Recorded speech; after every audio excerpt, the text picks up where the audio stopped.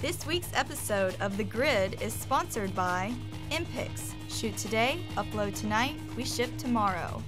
Manfrotto, imagine more. On One Software, software that gets you back to shooting. Adorama, more than a camera store. And Tiffin, helping create the world's greatest images.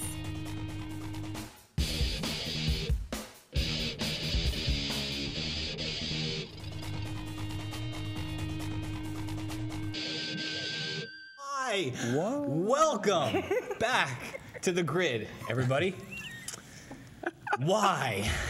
My name is Matt Laskowski, and I'm joined today by, how do I introduce you, RC?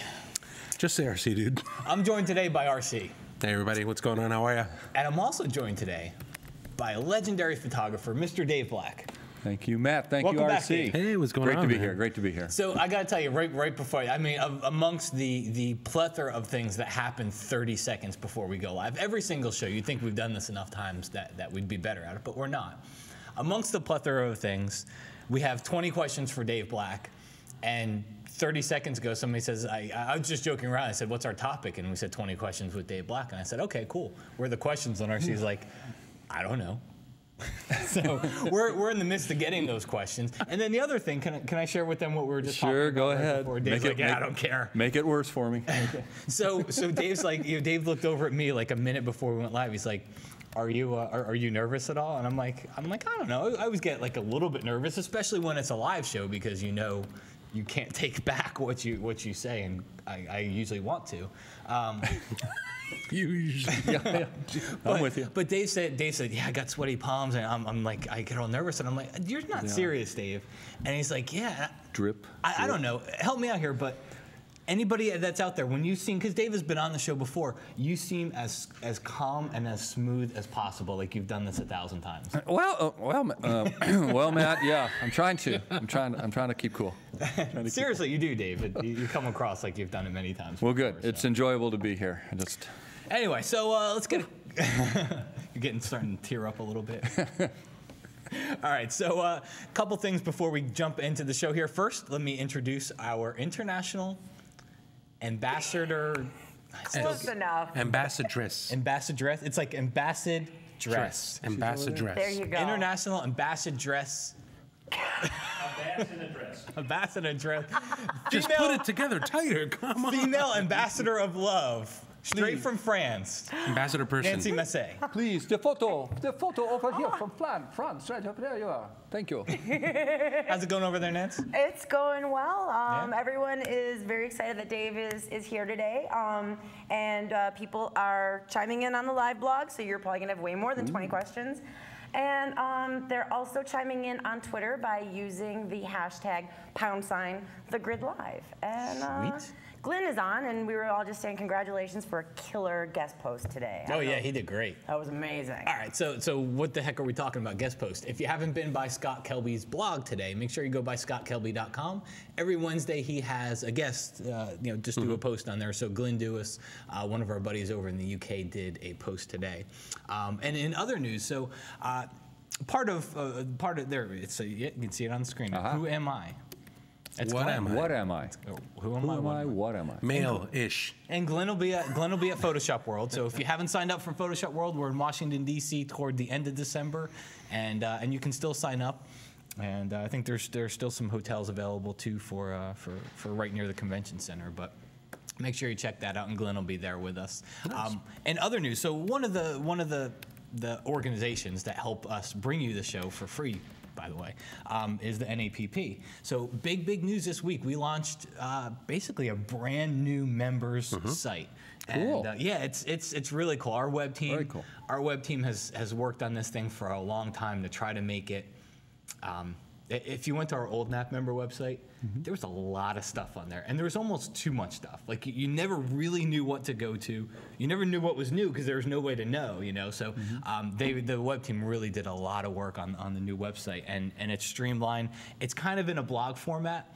But if you're a NAPP member, make sure you go check it out. It's members.photoshopuser.com, and you can kind of get a little sneak peek of it there. You know what? I like how clean it is. I like the fact that when you're a NAPP member and you're looking at this kind of stuff, you're in for very, very specific things. You want tutorials, you want training. And one of the things that I was really excited about is the interaction. Every day now you're going to get something from myself or from Pete or from Matt or from Corey or from everybody that's there. So it gives us a forum for us to kind of directly communicate with people and talk to them about, you know, the things that they want to do in Photoshop. And we can do polls and we can do quizzes and we can talk about random live segments that we're going to do. So there's a bunch of different we got a things. lot of stuff. Very cool. Yeah, so it's exciting. It's really, really cool.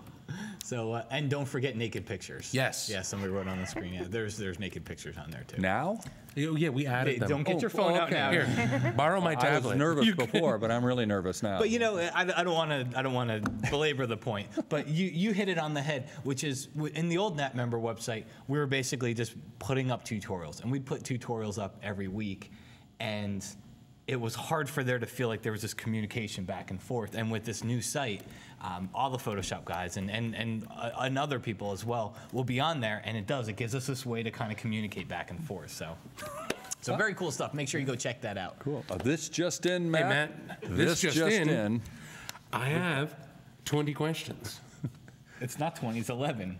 Well, it's, Yeah, wait till you get into them. Each one has like Each each 3. one has like 5 points. You think might it's want to copy the questions. I think I it's have gonna them ask right you. here. Look, I think there's thanks actually to my- 36 if you count them all. Okay, I'm going to jump into number 1, boxers or briefs. banana hammocks. I shot a lot of boxing, so I guess I'd say boxers. I don't know. Wow, boxers. Okay, All right, interesting. Boxers are- let's go back over to Nancy. Uncomfortable moment staring away from. Yes, we That's just right. we had an uncomfortable moment, so we figured we'd go back to Going you. right to France. Going right to France. Anytime we can throw to France is a good time. Nancy has no idea what to do. All right, so we're Oh back. wait, we got a first comment. Dave has a truly unique career. Way to go by Ed Faith. I have to say, Thank you, Ed. that is one of the things that I enjoy the most about you. It's really, really cool in that I get to see a lot of different. We'll talk a little bit later, but your body of work is just beautiful, but it's also very, very diverse, which is something that I enjoy. Thank you. That's half the fun of being a photographer. I'd kiss There's you, a but lot Matt's to in the way. do. There's a Hey, lot to don't do. let me back up. Let's see. Does RC have a different tablet every show? From Mike Brower. I think so, Mike. I think he does come out with a different tablet just about every show. Yeah, pretty much. He used to come out with phone of the week. I mean, with RC, he had a different phone every week. Yeah, now it's been brought down to the iPhone. He seems right? to have settled on the iPhone for Right. at least 3 weeks I was now. Android for a while. I'm still thinking about going back. at You one point. are not. If I could, all right, you heard it here. If anybody wants to buy this iPhone, you can buy it on eBay. I'll sell it and I'll go back to my Android. Hey, What's he selling it for? $25 hey, $50 right out there. Hey, $75 right out there. Hey, so. I might. The Galaxy Nexus is pretty cool. Anyway, this tablet that I'm using here is the Asus Transformer Prime. It's probably the best tablet that's out there now.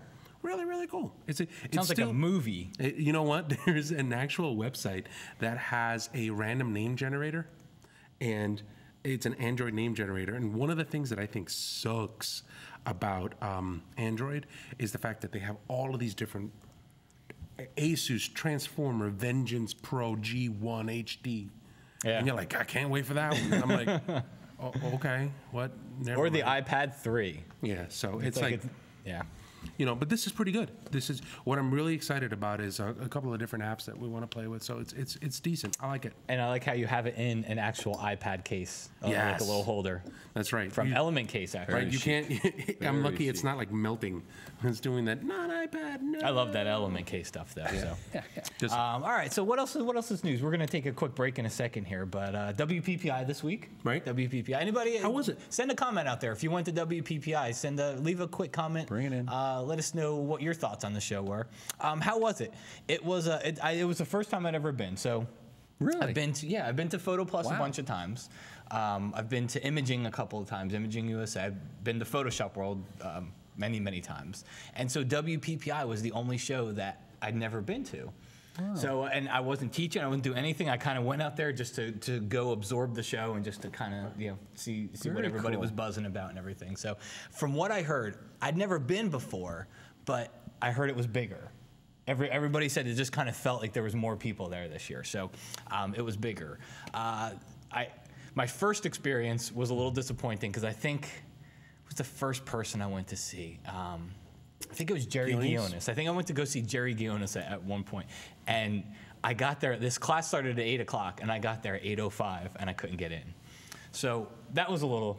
I was It's like, hard news. yeah, because I didn't know. I didn't know you got to show up early, and I didn't know that they'd run out of space. But it's Jerry, so I could understand running out of space. And then I think I went to Furious. Was it Lawrence Chan? Mm-hmm. So then I went to go to his class, and that was full. So that was my second experience. And then I went to see Sarah Petty that day. She was really good. And then I did get to go into Lawrence's class a little bit there too. So that was good. I got to bounce around into a lot of different classes. I saw Tamara Lackey, and she was phenomenal. She was wow. She's good lineup. She's got a gift. I mean, she's a great shooter, but she's also got a gift for communicating with people. And she played a voicemail. She was just telling a story, and she played a voicemail from her kids. Her and her husband went out on a date, and her 8-year-old daughter calls, and she plays the voicemail for the class that had just happened that week to say that there was a flood in the bathroom, and that water was coming through the ceiling, but don't worry, you guys still have fun. Bye. And that was the voicemail that she got left the other night while they were on date night. But she's a very, very great communicator, great teacher, great photographer. So, but yeah, it was the expo floor.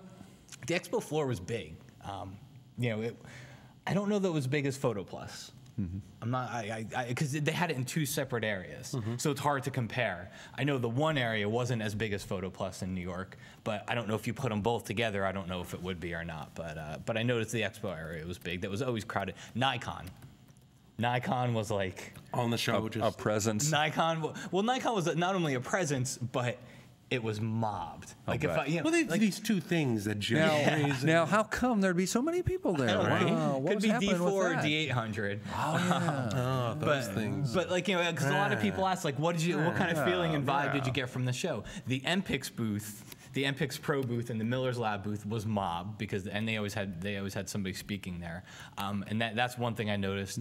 And then the Nikon booth. I mean, there was just this huge crowd around it. You could never really get near it. You could never get inside to ask anybody a question. It was that busy. Wow. Nice. Wow. And then the only other thing, there's a couple of questions on there. So the best part of WPPI, and maybe not a question, is following Photogzilla Rockstar on Twitter. So yeah, if you want an interesting person to follow on Twitter, it's Photogzilla. Photogzilla. I love Photogzilla. Yeah, he or she, because we don't really know who this person is. We cannot confirm nor deny who Photogzilla Mystery identity. is. They've got definitely some interesting takes on different things. I will say this. So WPPI was getting, if you look at some of the Photogzilla stuff, WPPI was getting a lot of heat. Can you call it heat? Is heat the right word? Caliente. Was getting a lot of caliente over it being a marketing first type conference. Marketing centric. Yeah, everything was marketing. I will say I didn't expect it. So I'd always kind of thought that WPPI was a little more of a mix between shooting and technique and inspiration and the marketing business side.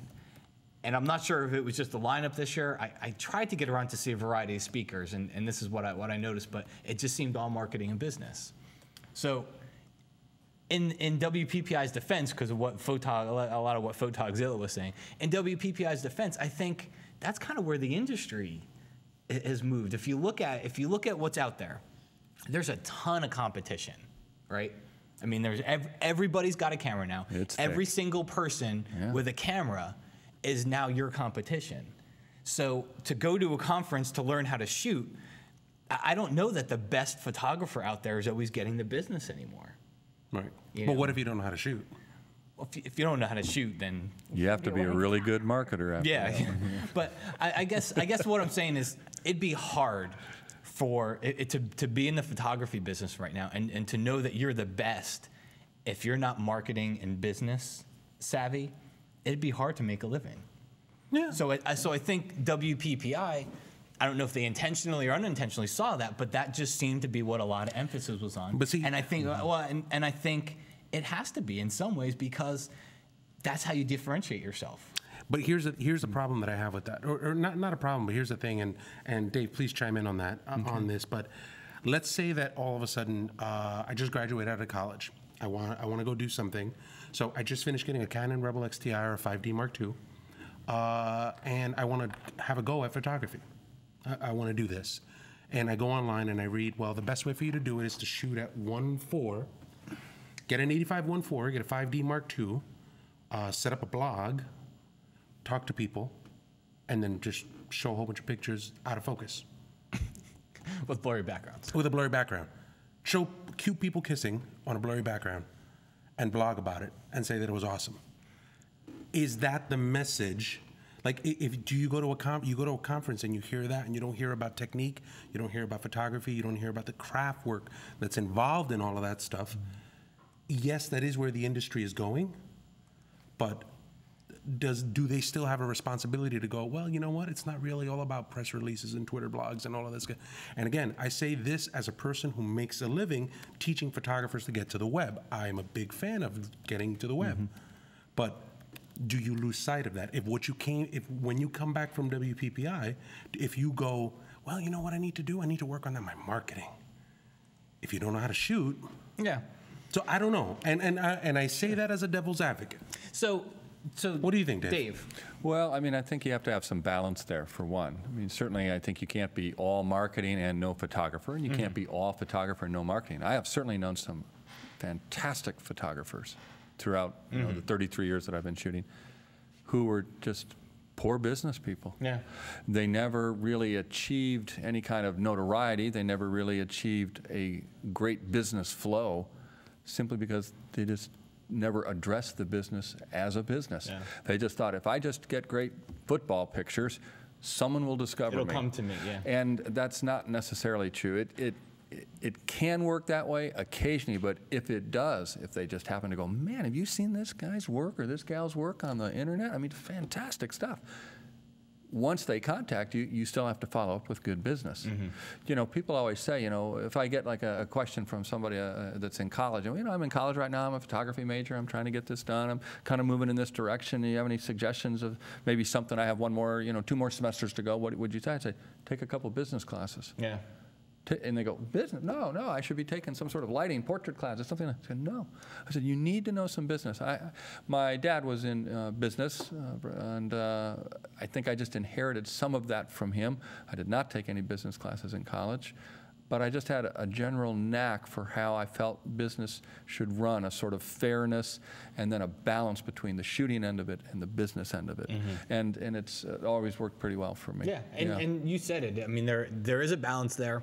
I think, and to, because you said, somebody telling somebody, go get a 50 1.4 and, shoot out of focus, blurry background, or, sun flare everywhere. So nobody was really saying that there. Okay. So nobody was discounting the photography side of it. Nobody was saying, hey guys, you got the photography side. That's easy. Just get a 50 1.4 and you're good to go. Let's worry about it. Nobody was really saying that. It was just, there wasn't the emphasis on shooting. The emphasis from at least what I could see in the classes that I went to were really on the business and the marketing side of things. Right. There's so many things where you think there's a formula. People want a formula. They want a 1, 2, 3 steps and ABC and like so diets. forth. Exactly. And you find out that maybe some of that applies. I mean, someone might say, well, I'm going to shoot football. I guess I need a 400 millimeter 2.8. Well, that's probably a good idea. That would be the workhorse lens of professional football and a lot of different sports. But then you have to know how to use it. You have to know how to apply it and how it's going to work best for you. And then partly it comes down to who are you working for, or where do you want your pictures to get to? That'll determine, do I really need a 4 or do I need a 6? Yeah. And then you need to take that formula also, because I think there are formulas to a degree. I think you need to take it and you need to adapt it to yourself. Because I could sit in, I could watch Jasmine Star. Jasmine Star would be a good example. I could watch Jasmine Star. I'm never going to be a Jasmine Star. You know why? For many reasons. Jasmine is very, I can come up with one very good one. I'm not as pretty as she is, but no. But I mean, one of the things is I can't get on. Part of what endears her to people is she shoots, she shows her photos, she talks about her business, she does all these things, and then she makes a post about shoes, or her purse, or shopping, or something. I can't post about shoes. No, it's just not going to work for me. Could one argue then that they're buying the artist more than they are the art? I'm just saying. But I'm not saying anything positively or negatively about Jasmine Star.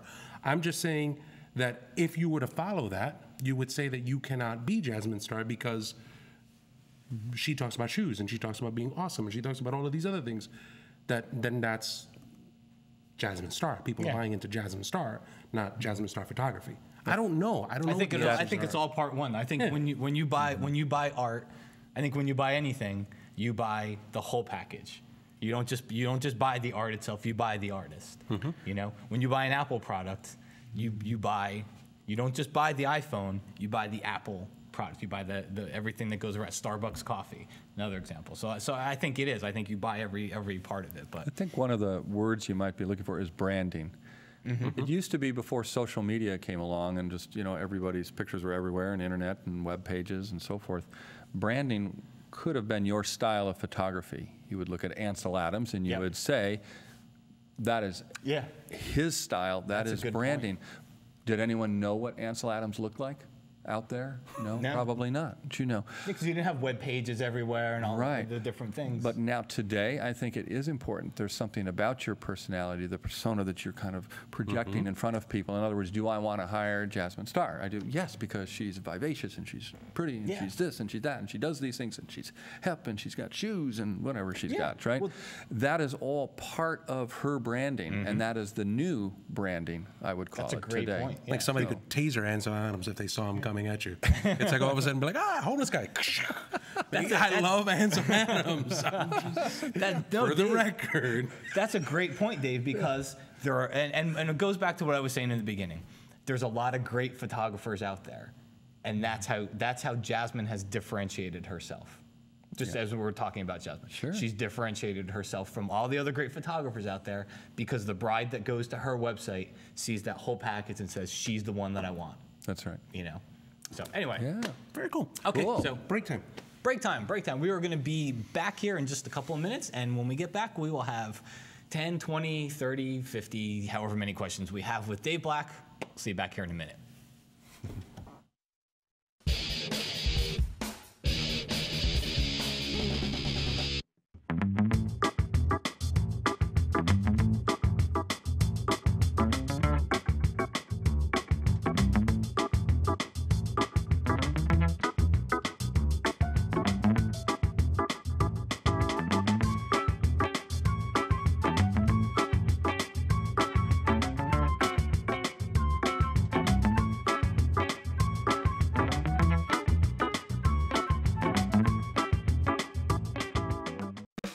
Hey guys, Tom Bow here. We're at Copper Mountain in Colorado. We're working on a new class on adventure sports. We're going to look at a lot of different things in this class. Everything from high-speed sync fill flash to working in portraits in a ski area environment. We'll look at gear concerns, what kind of pack to carry, how do you work on and off a lift. There's a lot of logistics that go into shooting skiing. We'll talk about getting that classic powder shot. We're also going to do one of the most classic things for ski photography, and that's seaming together a whole sequence of moves. It's absolutely fantastic. It's going to be wild. Should be a great class.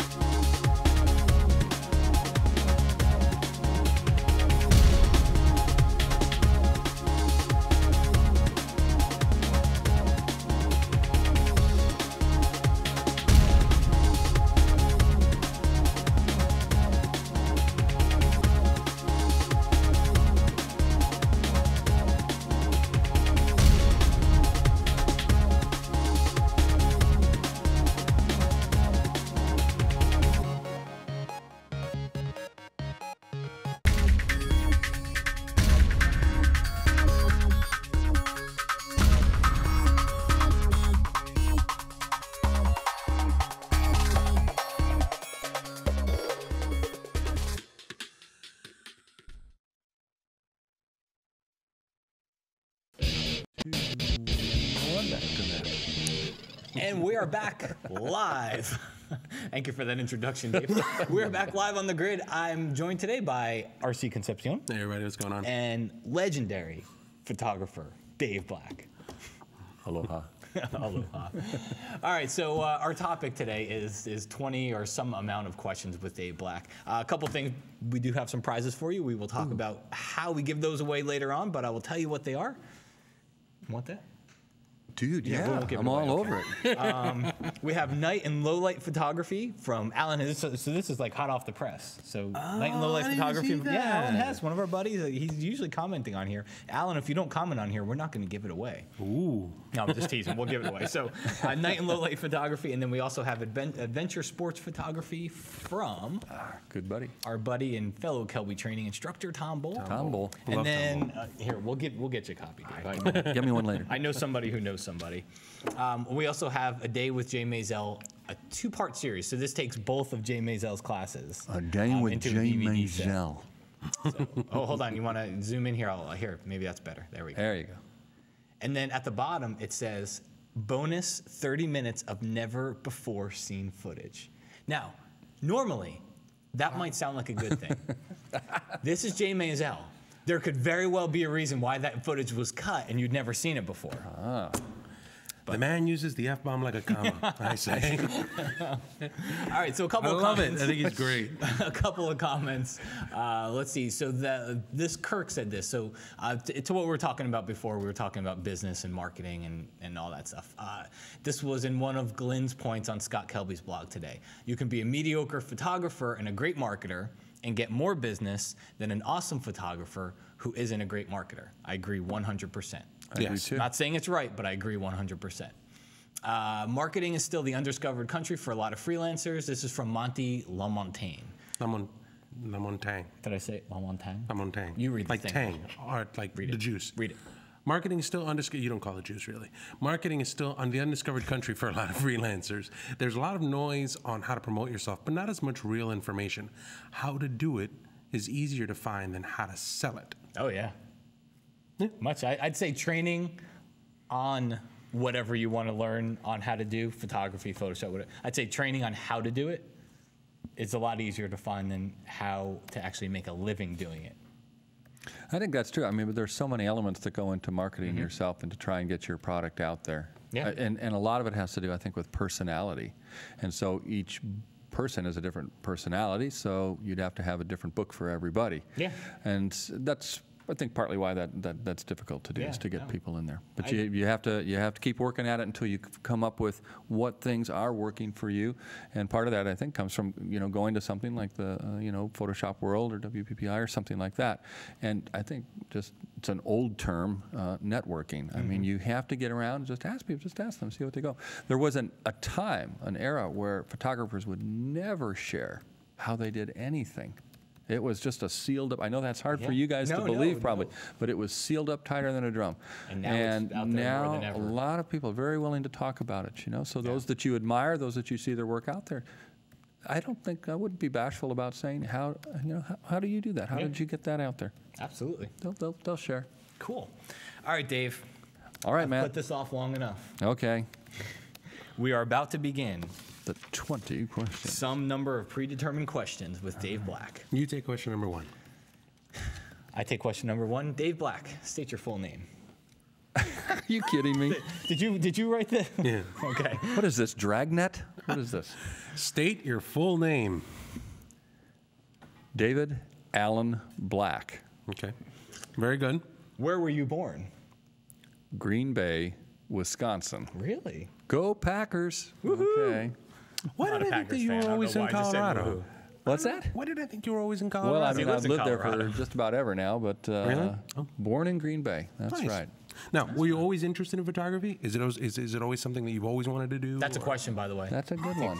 No, that's a good question. No, as a matter of fact, I wasn't. Can you tell us the story really quick? No. Okay, can you tell the story in 15 minutes? It's a personal story, really. In college, I went to Southern Illinois University. Go Salukis. Go Salukis.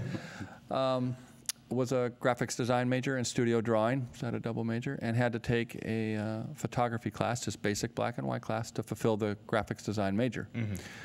Got in, took the class, and the instructor's name, also the department head, was Bob White, and got done with the class and got an A, you know, whatever, and I was ready to move on. I did not experience what I think a lot of photographers experienced in the darkroom with that sort of nirvana moment, you know, where the picture comes up in the tray of chemicals and you go, this is what I'm, you know, going to do. That didn't really occur for me. I thought it was really cool, but I was on my way to be an illustrator. I wanted to do illustrations for books, magazines, and so forth, and in fact was pretty good at medical illustrations. I was an athlete in college, into sports, of course, and so I could do drawings of all the tendons, bones, and muscles, and all that development stuff. So I thought, well, maybe the medical field or something. Well, Bob White decided that I had some talent. He said, I think you could be really good at this. You have an aptitude for photography. I think you should change your major, which is a difficult thing to do when you only have a couple semesters left and your athletic scholarship is running out and you want to say, I don't think so. And his response was, well, then I want you to come in every week. I want you to come in every week. I will give you lab time, camera, film, et cetera, et cetera. I'll keep you busy. I just want to keep you interested. I want to keep you heading in that direction. You never know what might happen.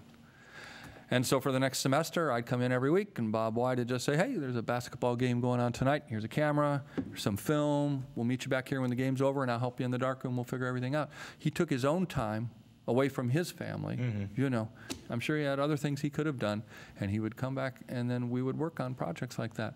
And he kept me interested, he kept me going, and that really, you know, was what turned the corner. I got more and more interested. Things became, oh, this is really pretty cool, you know. Maybe I can apply my knowledge in sports and athletics, and then I can apply it to my photography. And that's what sort of got me going in that direction. That's a great story, too. I owe a lot to an instructor. So, which is one of the reasons why I love to teach. Was right. Well, thank you. I think he was right in a very, very big way. He was right in a very, very big way. But that deals with a couple other questions, because there was the start of how did you get here, and I knew a little bit of the story, but I didn't know the whole story, and it's kind of wild to go from illustrating tendons. I don't know that I don't, because I've heard the story before. I don't know that I heard that part of it. I'll tell you what, at Photoshop World, my daughter and I were going, last year my daughter and I were going through some old stuff from college. I had box, and she goes, hey, here's some of your old drawings. I said, uh-oh, we better not look at those. She goes, look at this thing. This is really cool, you know. And I'll tell you what, at Photoshop World, in one of my presentations, I'll put 1 or 2 drawings in there just for fun, so you can go, this is where it actually started. Craziness. That'd be a great way to open a class, you know, to say, you know, so years ago, this is what I almost did. I'll try it. I'll give it a try, and then you let me know how that works out, all right? You let me know how that works out. That's cool. Well, what else? Got another question. Yep. Do you want to do that question, number 5? Number 5. All right, Dave. So aside from your camera and lens, what's the one device you think you can take? What's the one device you think can take your pictures to the next level? Oh, that's a really good question. To me, it would be light. It would be light.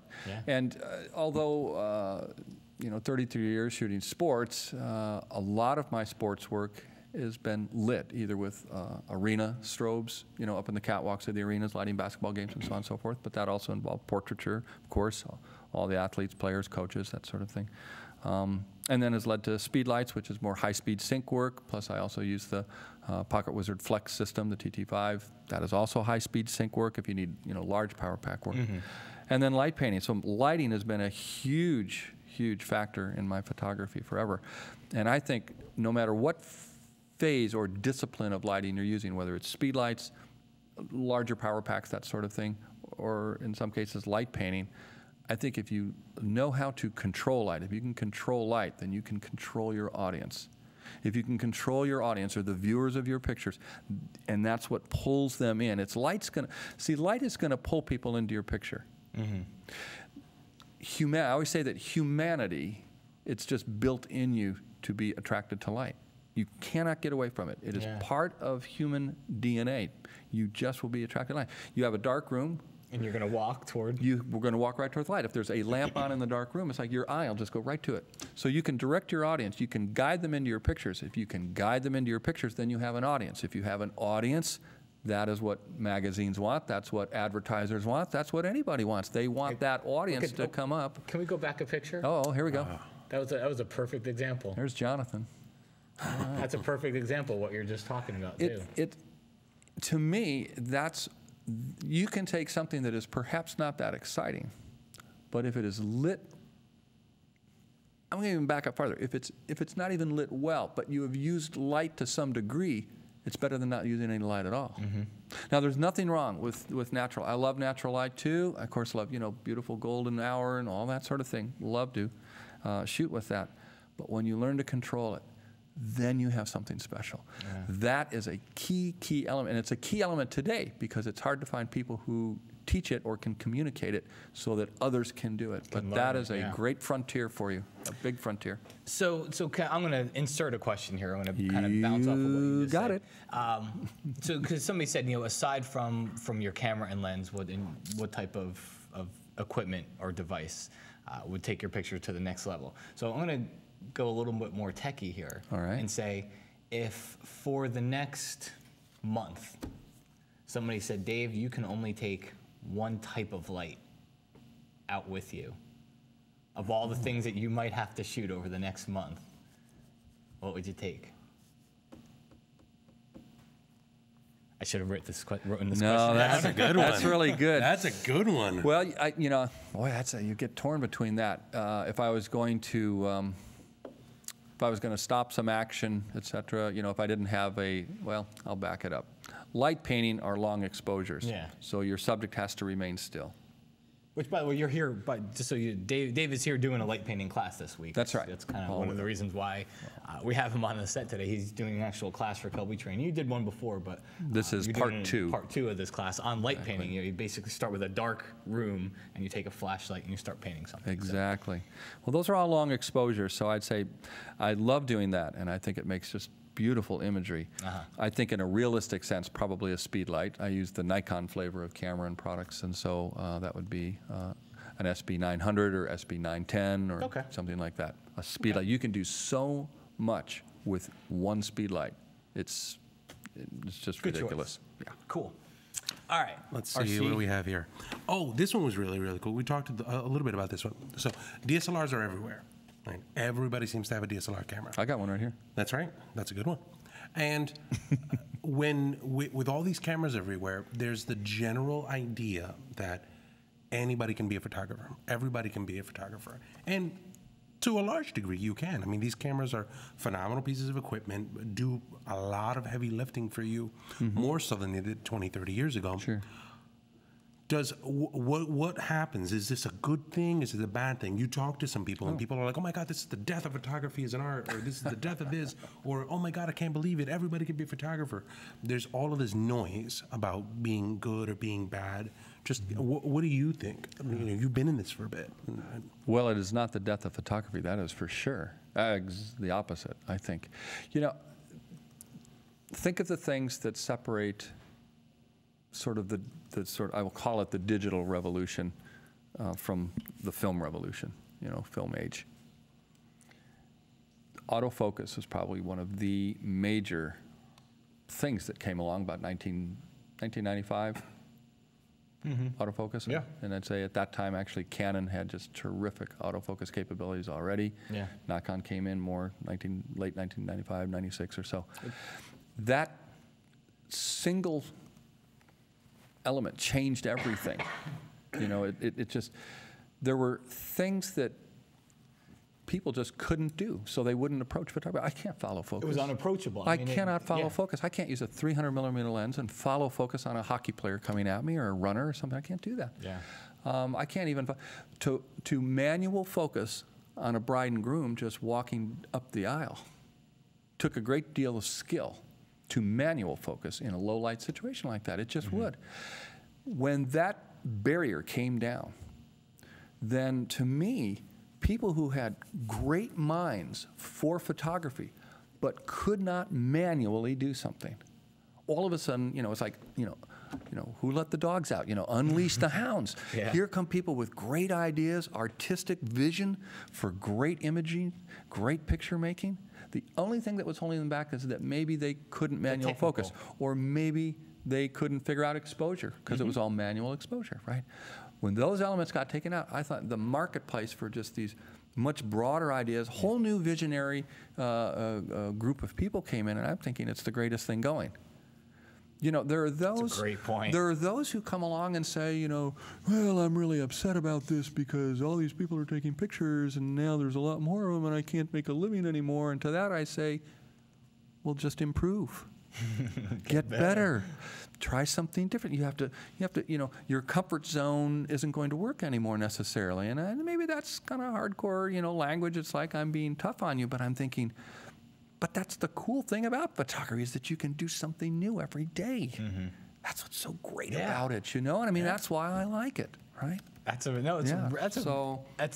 perfect way to phrase it too. And I think when the way you said, you know, the artist gets to come out, because you're right. And I mean, it's still, that's the hardest part. And when people realized the technical stuff wasn't going to hold me back anymore, then now I can pick up the camera and I can actually look at what I see, and I can more easily shoot it. Sure. And that's really what, you know, looking at what you see and actually getting that photo and being able to create it is probably the biggest part of all this. All right. And this is where, I think this is where light comes in. I mean, to do fill flash, now how simple that is today.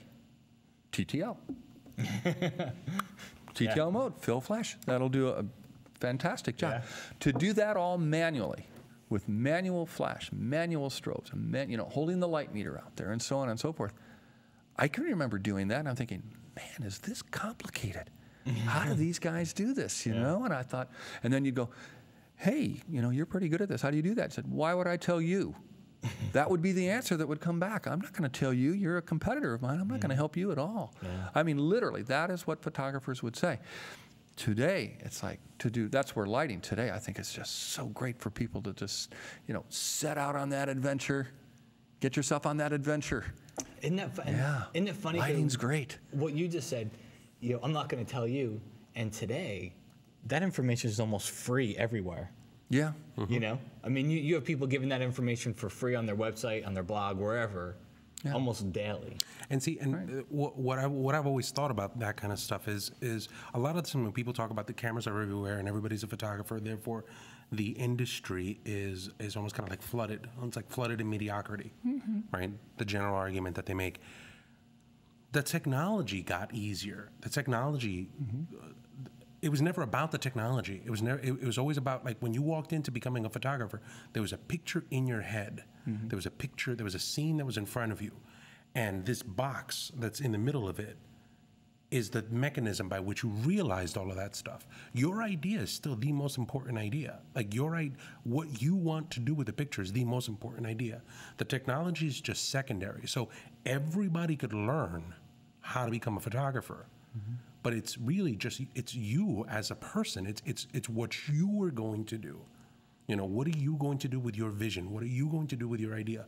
What are you going to do with how you want to express that? You know, learning all of these different technologies, that's going to make you a better photographer. Forget about the tool. The tool's the tool. I think one of the things that you know, people say, well, it was a lot easier for you guys back then, you know, and everything. And I said, no, you know, it was very hard back then, and I think it's still hard today. If it were, you know, quote unquote, if it were easy, everyone would do it. Everyone's heard that line, you know.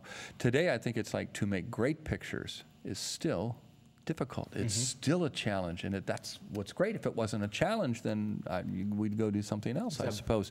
Bar. Yeah, and I think what's interesting is that you can see great pictures and great technique and great style and interesting imaging on the internet everywhere you want to go. You can just check up and see what so-and-so is working on.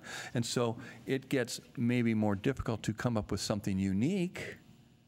That maybe is difficult now. It's like, wow, you know, if everyone's doing this, how am I going to top that? You know, I think one of the things that was a great aid for me throughout my career was raising the bar above where my competitors were either willing to go or could afford to go. The two things. So explain that.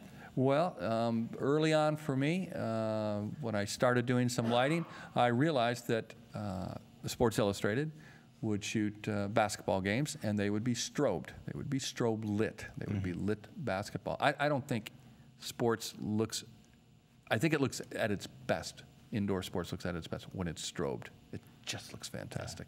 So you mean putting them up in the... Up in the rafters, you've got 4 power packs, 1 in each corner of the basketball arena, hockey arena, volleyball, you know, whatever it is. And that is 1 flash, you get 1 shot, right? And that was their standard. Well, if I wanted to work for sports, I thought, well, you know, what if I just bought strobes myself and did it myself? Then I'd be shooting just like Sports Illustrated. And as soon as I made that jump, as a freelancer, to make, did it cost some money? You bet. That was, you know, I was going out. I was going the extra mile. I thought, well, it's a bit of a risk. I'm going to make an investment in lighting, and I'm going to see what happens. And so I go out, and I'm going to pull a really wild example out of here. And I ended up, you know, doing a lot of work for the U.S. Olympic Committee. That was part of my involvement, going in for all the Olympic Games and so forth. And I strobe lit badminton. Now you're probably thinking, badminton, how ridiculous is this? You know, badminton is like a, you know, people would maybe put it in a classification as a minor sport, maybe at the Olympics. Not as popular as swimming or gymnastics or track and field, something like that. I went out and I thought, convinced the U.S. team, they were meeting, I think it was, you know, like a team from Canada. And I said, I'd like to strobe this thing. And they said, oh, well, we really can't let you do that. We think you're going to, you know, the flashes are just going to be too difficult for our athletes to contend with. I said, well, I've got everything set up in the rafters. So I said, how about 20 minutes of the warm-up, just the training period? Okay, you can take some pictures then. 20 minutes. This is a 20-minute investment of lighting, probably back in like 1989. I still sell pictures today. Every time it sounds crazy, but every time the Olympics rolls around, every magazine, anyone who is involved in the Olympics, sponsors, think of all the sponsors. That's a lot of, that's good money, right? They all go, we need pictures or representation imagery of every Olympic sport. In the Summer Games, that's like 40 sports. Well, badminton is never strobed. Who would do that? So it's always in this sort of dungeon situation, and the quality is not that good, et cetera. Yeah. And all of a sudden it's like, well, this guy has strobed badminton shots. Well, whose badminton are they going to buy? They're going to buy mine every single time. They're going to buy mine all the time. Over the course of time, that 20 minutes, and I'm not trying to, I hate to put almost like a dollar figure on this, but I think it serves good purpose in this situation. I'll bet I've made probably about 18, 19, no, back it up. Probably about $17,000 on badminton over the course of that period of time, from 20 minutes. From the 20 minutes that you shot in the warm-up. Is that ridiculous? Several of them sold, you know, a lot of them sold for advertisements and stuff. Badminton? You kidding me? No. There it was. How ridiculous is that, right? But because when the photographer makes that investment and they step out on that limb, even if you feel like you're sawing the branch off in the wrong, you know, on the side of the tree, sometimes you just got to keep sawing because it'll probably pay off. Yeah. It'll probably pay off. Speaking of paying off, the curve question. So you did 12. Hold on, real quick. I want to. Hey, Pete. The curve. Can you do me? Can you back up a couple? There were some really good comments that were on there. Valendov. It was before these. Is it too late to back up? Yeah, he's been doing a lot of undos. Yeah. There we go. Okay. Sorry. Okay, go ahead. Oh, okay. So, 12 Olympics. Yeah. Why not 13?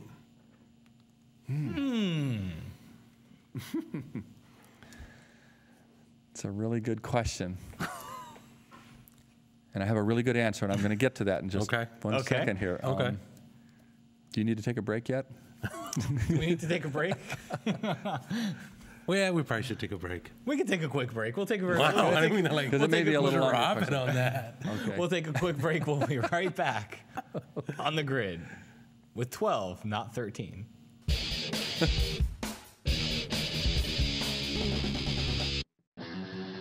Hi, I'm Bill Frakes. I'm a Sports Illustrated staff photographer. Come join my class in environmental sports portraiture. Learn how to have athletes moving at top speed in the context of the games they play, and use the camera to control it so it's action, yet still a portrait. We're going to talk about my general gear. We're going to talk about specific setups for basketball, baseball, football, the things you need to be successful covering each of those sports. I hope you can come check out my latest class on kelbytraining.com.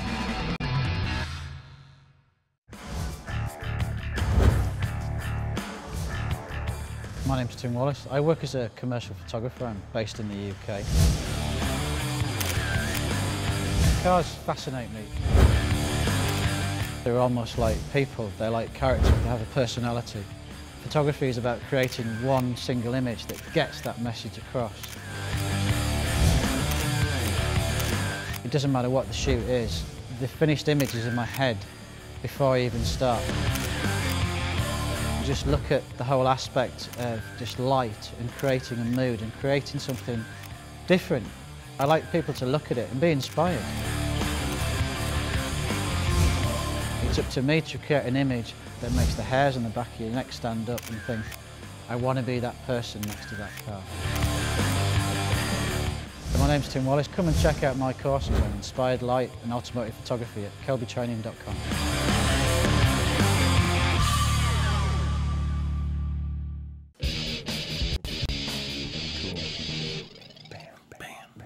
Watch the birdie. Badminton. Hey everybody, we're back on the grid with Dave Black, and our topic of the day is, if you haven't tuned in before the last 9 minutes of the show, our topic of the day is 20 questions for Dave Black. I'm not really sure that it's 20 questions, but It's a bunch of questions. it's a whole lot of questions. for Leading Dave into Black. some. So, real quick, Nancy, how's everything going over there? Any Fine. any Everyone French is things just to report? kinda, you know, watching along and still commenting on the commercials. All right. But yeah, so far so So, good. in other words, you got nothing. I got nothing. Okay. All right, Dave. We're So, good with it. Yes, so Matt.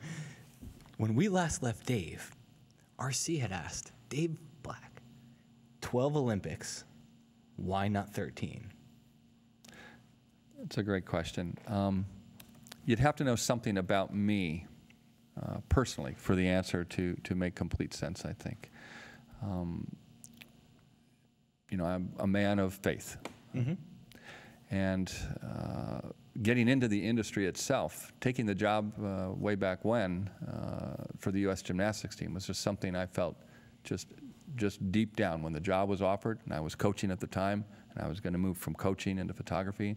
I was offered the job to photograph for the U.S. gymnastics team. That was my first job, photography. And I just knew, just like a calling, no different than a missionary being called, but a calling. I felt this is where God was taking me. And I stepped from being a coach, crossed the line, and stepped right into being a photographer. It was when it's God in my prayer time suggesting something to me. This is where I think you should be going. It's easy to make that decision.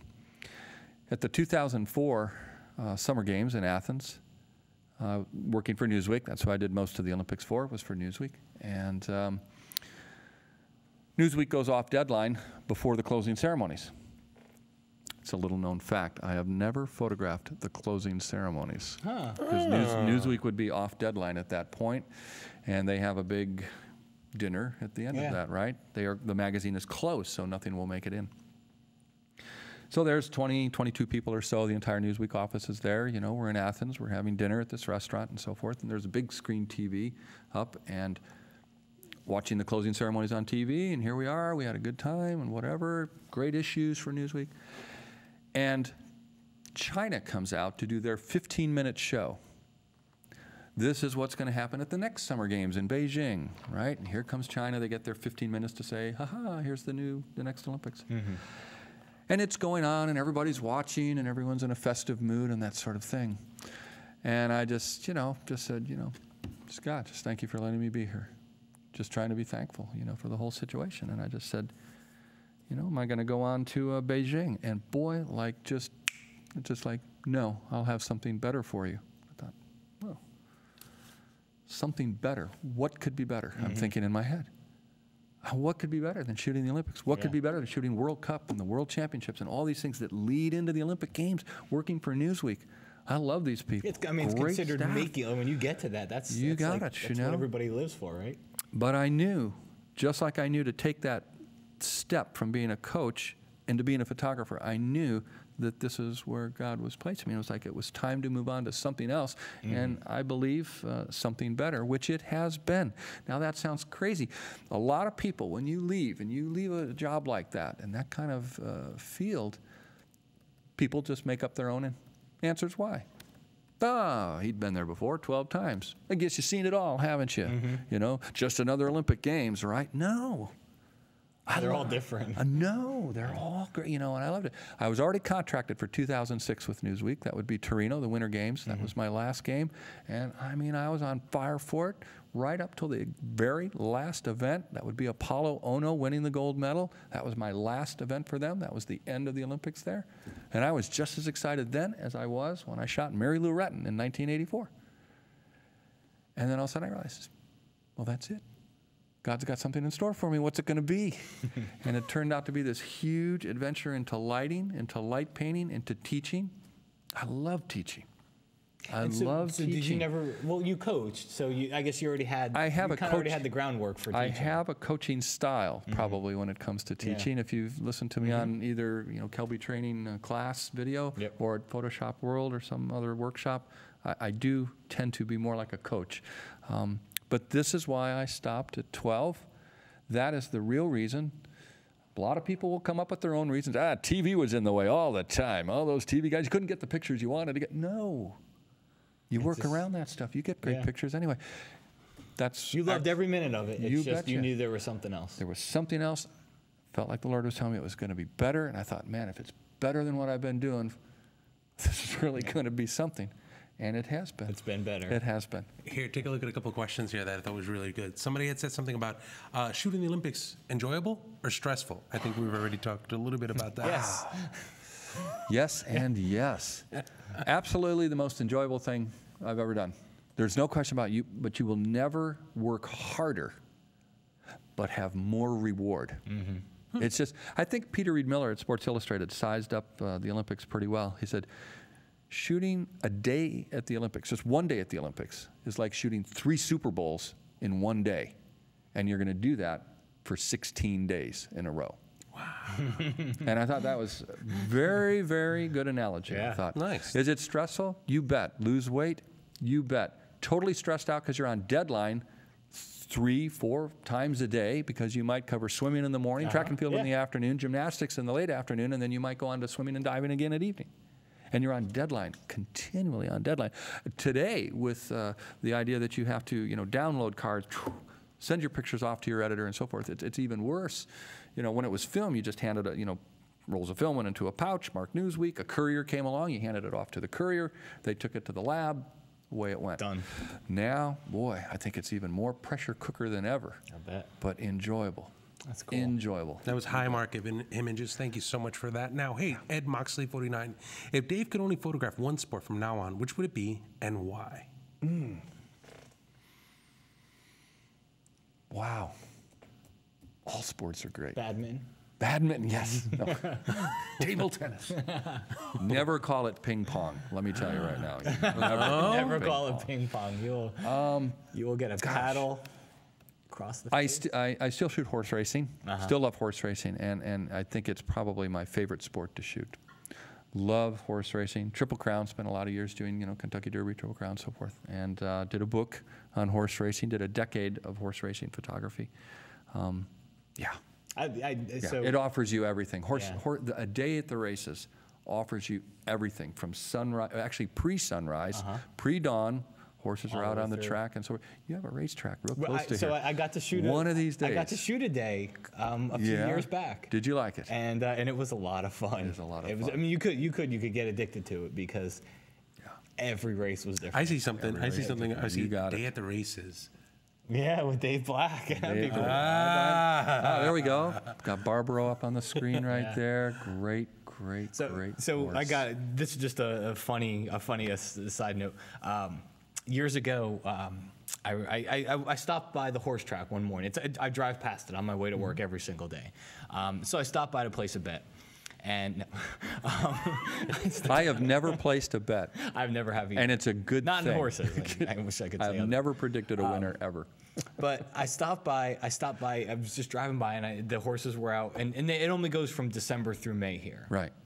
And so the horses were out and everybody was practicing. So I grabbed my 70 to 200 and I started shooting. And somebody came up to me and he's like, "Sir, the tripod, please," even though I didn't have a tripod. And so I said, "Well, who's in charge here? What can I do?" I just feel like taking some pictures, you know, I'll give them to you.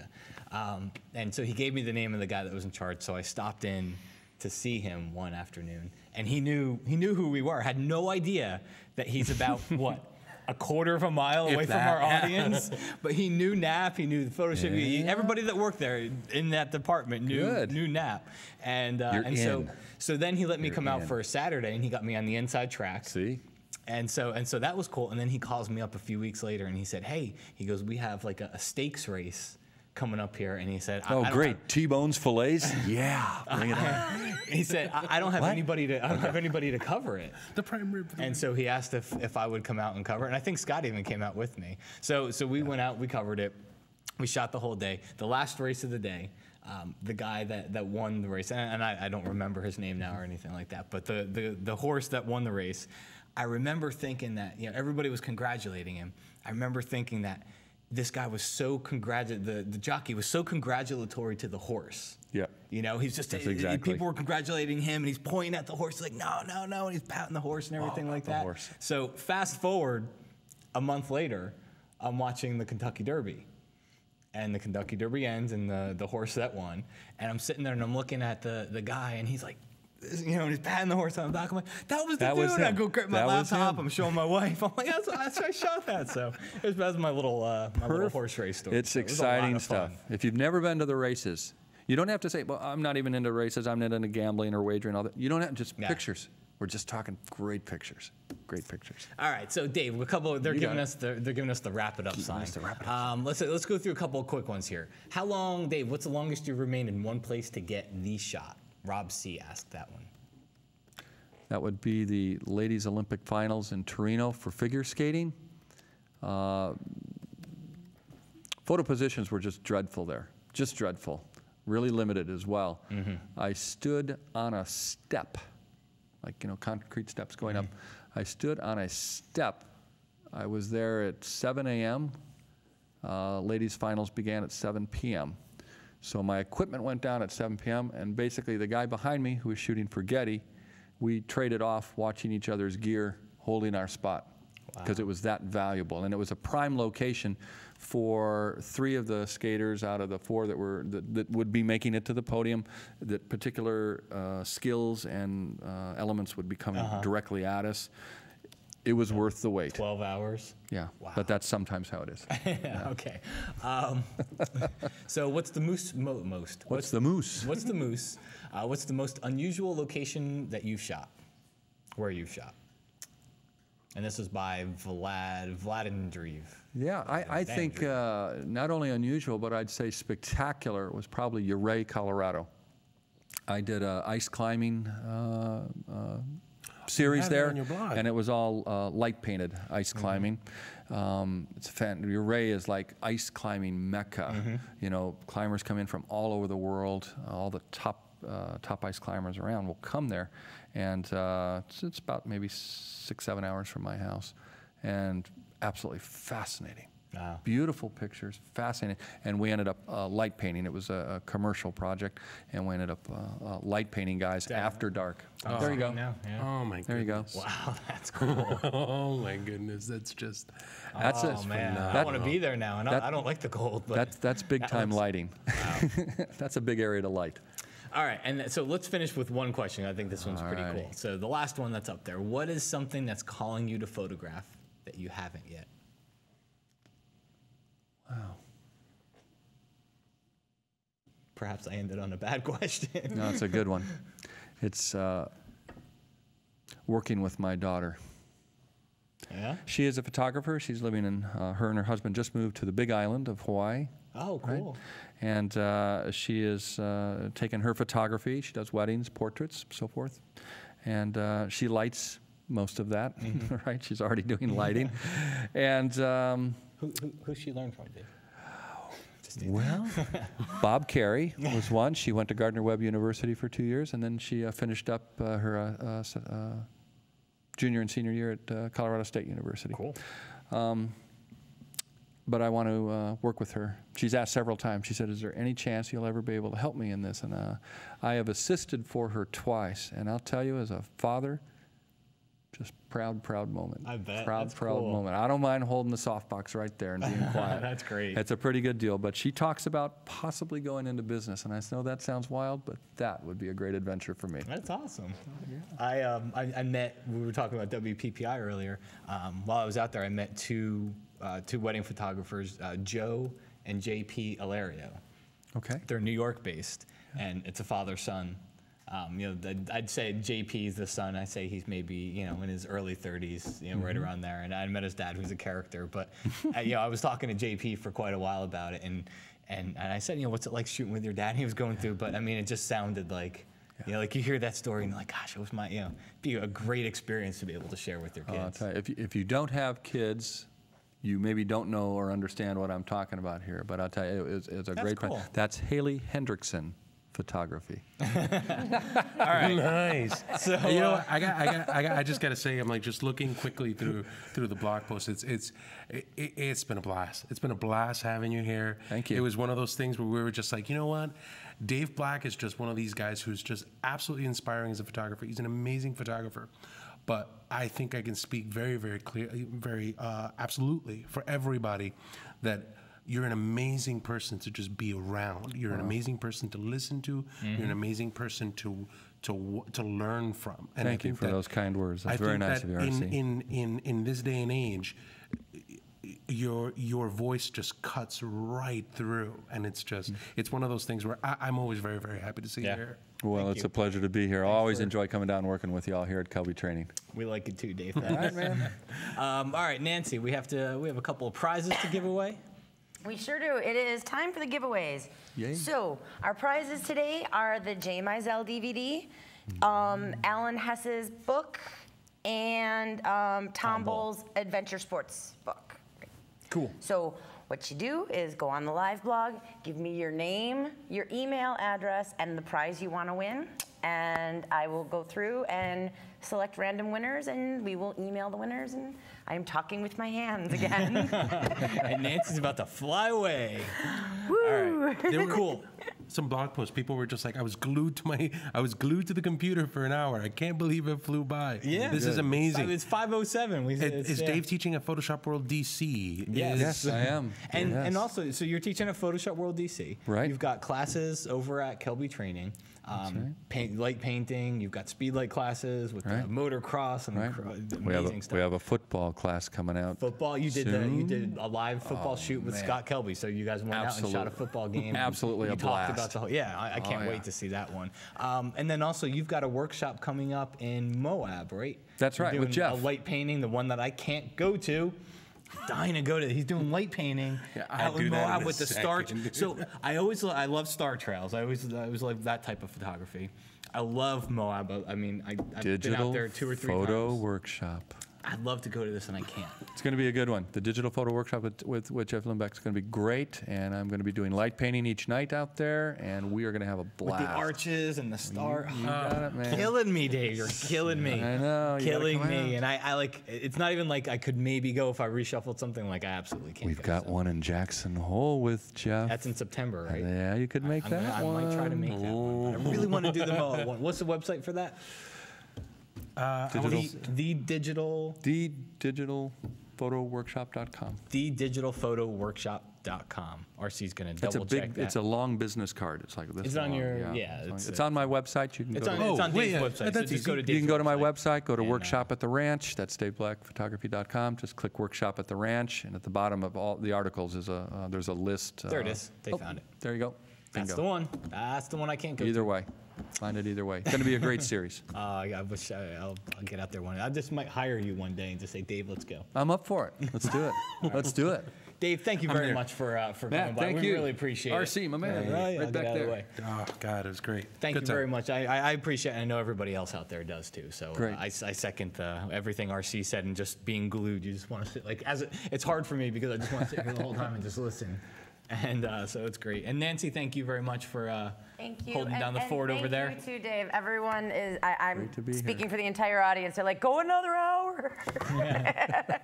We love it when you're here, so thank you. Thank you very much. Thanks for having me. Guys, thank you very much for watching this week's edition of The Grid. We will see you back here next week at 4 o'clock Eastern Time, right here. Take care. Adios. This week's episode of The Grid is sponsored by Impix. Shoot today, upload tonight, we ship tomorrow. Manfrotto. Imagine more.